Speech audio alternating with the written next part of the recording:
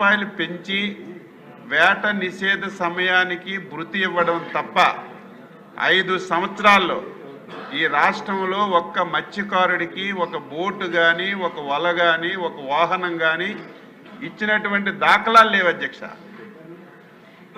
ఎంత దారుణం అంటే అమ్మ పెట్టదో అడుక్కు తిన్నట్టుగా వీళ్ళు ఇవ్వలేదు.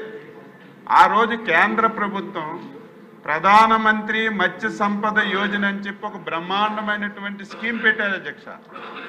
ఆ స్కీమ్లో కూడా రాష్ట్రం గణనీయంగా ఉపయోగించుకోవచ్చు. కానీ ఆ స్కీమ్ కూడా ఉపయోగించుకోకుండా ఆ స్కీమ్లో వచ్చిన డబ్బంతా కూడా ఒక కొత్త పేరు పెట్టారు అధ్యక్ష, ఫిష్ ఆంధ్ర. ఫిష్ ఆంధ్ర అంటే నవ్వొస్తుంది. ఎందుకు పెట్టారో తెలియదు, ఎవరు గురించి పెట్టారో తెలియదు, ఎంత డబ్బులు ఖర్చు పెట్టారో తెలియదు.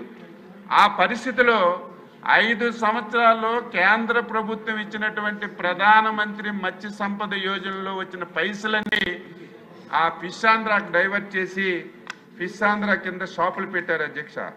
ఇప్పుడే